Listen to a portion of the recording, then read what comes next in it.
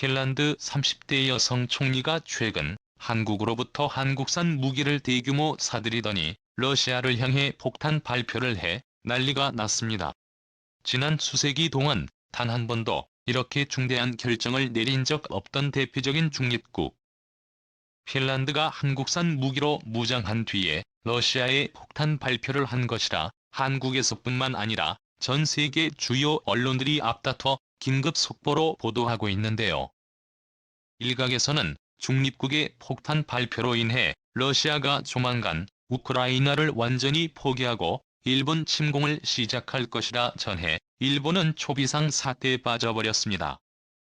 올해 나이 37세로 핀란드 최연소 총리로 등극한 3년 말 의회의 승인 투표에서 200명의 의원 가운데 99표의 찬성표를 얻어 압도적인 표차로 총리직에 올랐습니다.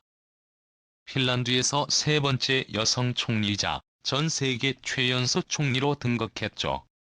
자, 그런데 세계 최연소 핀란드 총리의 3남 어린이. 한국산 무기를 대규모 사들이는 과감한 결정을 내렸습니다. 핀란드 최연소 총리 산난 마리아의 과감한 결단으로 북유럽의 작은 나라 핀란드가 한순간에 한국산 K9 자주포의 큰손으로 떠올랐는데요. 이미 1억 4,600만 유로 규모의 한국 육군 잉여케인 하인 49문을 핀란드에 수출하는 계약을 체결한 데 이어서 추가로 신문을 계약하면서 총 58문의 K9을 사들였습니다.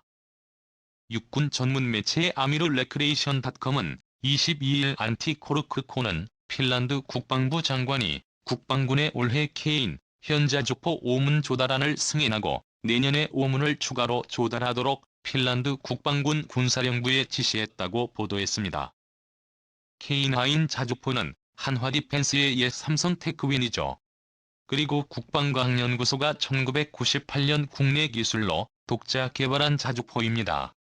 한국 육군의 1,300여 문을 운영하고 있고 세계 곳곳에 수출되고 있습니다.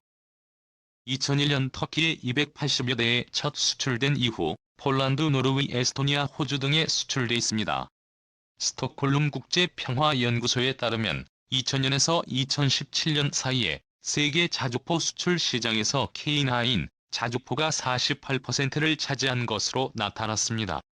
전 세계 자주포 시장의 거의 절반을 한국의 K9이 싹쓸이한 것인데요.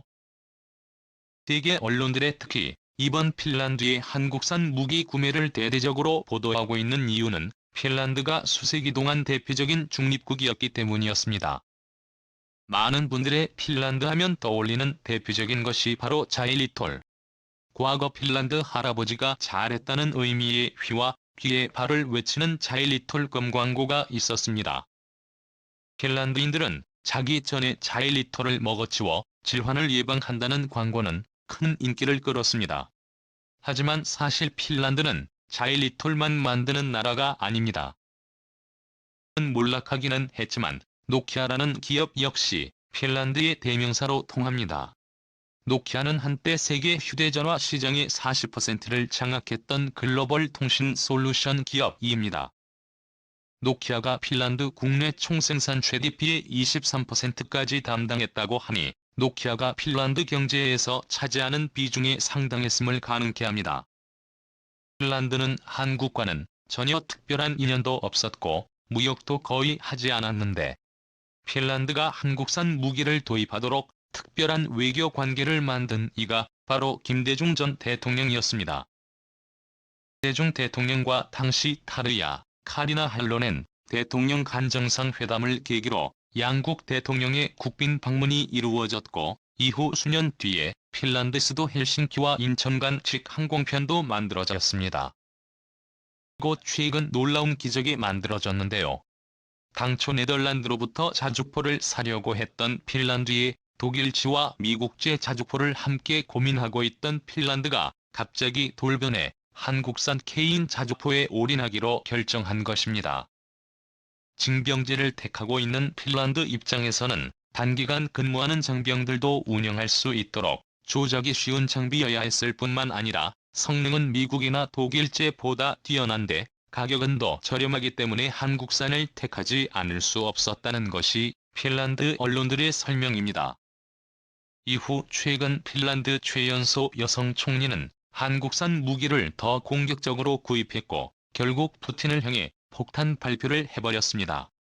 바로 수세기 동안 중립국을 유지했던 핀란드의 나토 가입을 선언했습니다. 최근 핀란드 현지 여론조사에서 핀란드 국민의 68%가 나토 가입을 찬성한 것으로 나타났습니다. 러시아의 우크라이나 침공 전보다 2배나 많은 수치인데요. 푸틴이 대놓고 핀란드의 나토에 가입하면 응징할 것이라 선언했을 뿐만 아니라 심지어 블라디미르 푸틴 러시아 대통령은 나토 가입으로 군사적 비동맹주의를 저버리고 되면 발대해의 핵무장을 강화하는 방식으로 군사적 균형을 맞출 수밖에 없다며 핵무기까지 사용할 수 있다는 무자비한 협박까지 했는데도 이렇게 중대한 결단을 내릴 수 있었던 배경은 한국산 K9 자주포의 대규모 구입이라 현지 언론들은 말하고 있습니다. 실제로 핀란드뿐만 아니라 러시아를 둘러싼 동유럽국들의 줄줄이 한국산 K9 자주포를 사들이며 러시아를 압박하기 위한 K9 자주포 벨트를 구성했다는 사실을 지난 영상들에서 전해드린 바 있는데요. 이번 핀란드와 스웨덴의 나토 가입 확정 소식이 전해지자 러시아가 긴급히 우크라에서 완전 철군할 수 있다는 주장이 일각에서 나오기 시작했습니다. 동유럽국들의 전방위적 압박에 푸틴이 눈을 돌린 곳은 바로 일본. 러시아가 최근 쿠릴 열도에서 일본을 향해 심상치 않은 움직임을 보이고 있습니다. 우크라를 침공하기 전 러시아의 모습과 상당히 흡사한데요. 심지어 러시아는 일본을 도발하기 위해 일본과 영유권 분쟁 중에 일면 쿠릴 열도 전면 개발에 나설 계획이라 밝혔다고 로이터 통신이 러시아 국영 타스 통신을 인용해 25일 보도했습니다. 유리 트로튼 애플 러시아 부총리 겸 극동정권 대표는 이날 러시아 극동지역 하바로프스크를 방문한 자리에서 일본이 우리가 불법 점유하고 있다고 거짓 주장하는 쿠릴 열도의 투자에 전면 개발할 것이라고 말했습니다. 일본 정부는 2021년판 외교청서의 북방 영토는 일본 고유의 영토이지만 현재 러시아에 불법 점거돼 있다라며 한국이 일본의 다케시마를 불법 점거하고 있다는 내용을 포함할 계획인 것으로 알려졌습니다. 너무나도 충격적인데요.